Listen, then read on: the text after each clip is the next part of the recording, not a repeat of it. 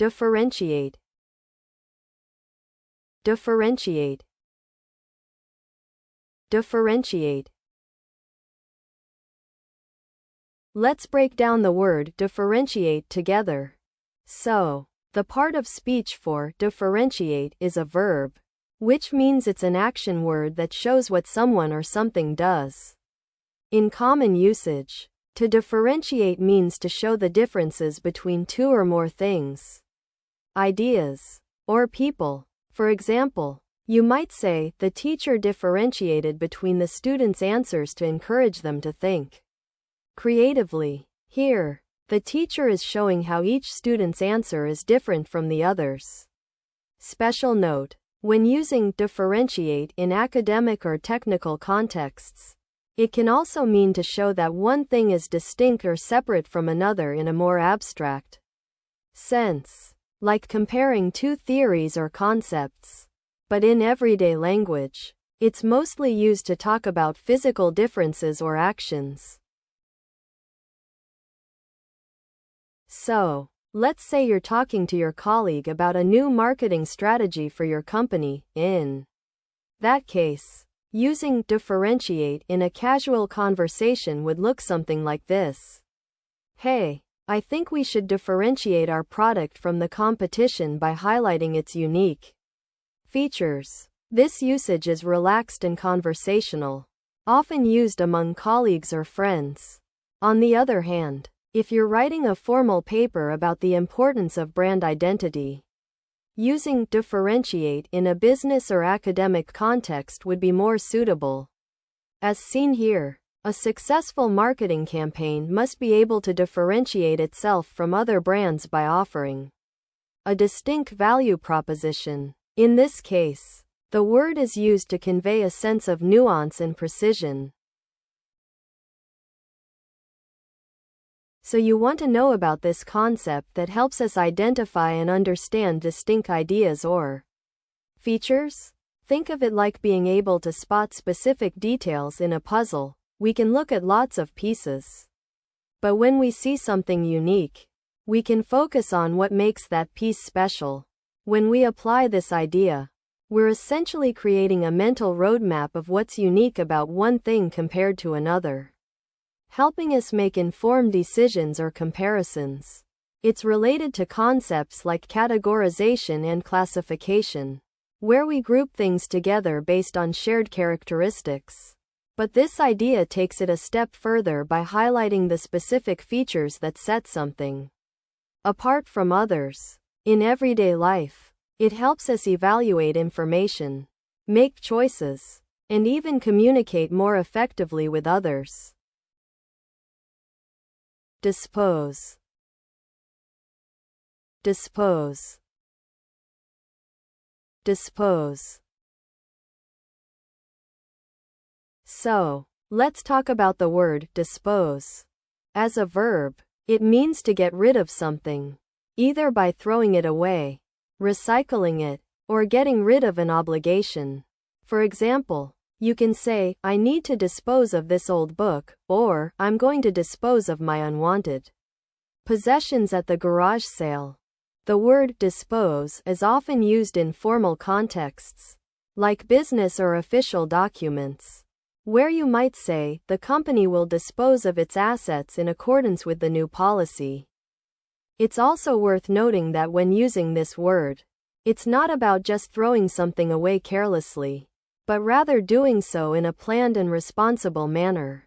For instance, you wouldn't say, I disposed of my car by leaving it on the street, because that's not disposing of it in a responsible way.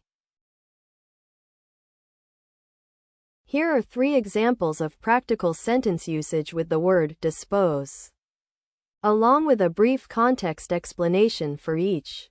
In formal situations, you might say, the local government will dispose of the hazardous waste materials in a secure landfill site to prevent any environmental hazards. This example is from a town hall meeting where residents are discussing concerns about pollution and waste management.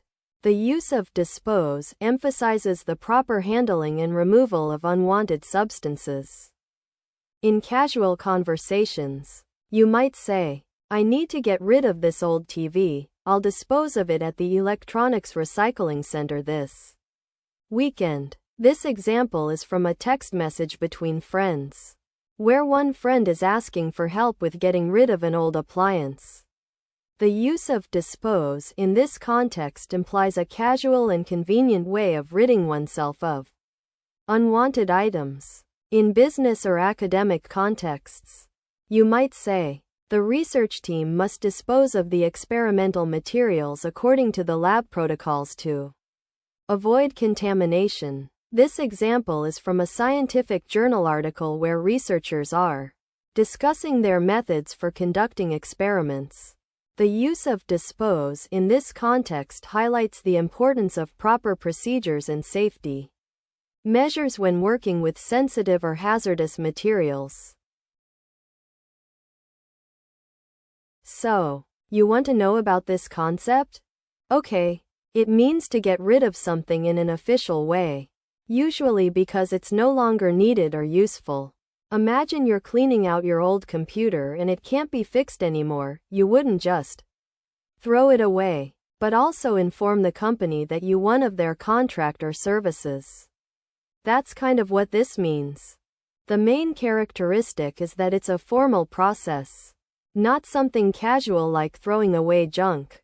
You'd use words like cancel, terminate, or abolish to describe this action, which are similar concepts. They all mean ending something officially.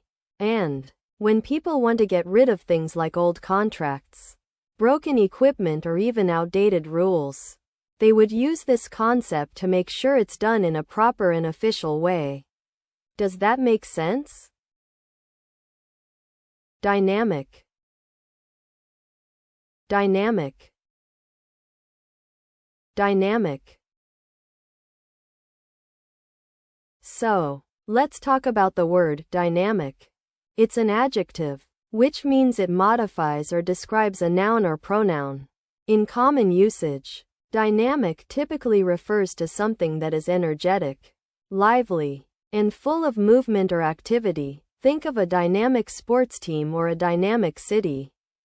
It can also describe something that is constantly changing or developing, like a dynamic economy or a dynamic relationship.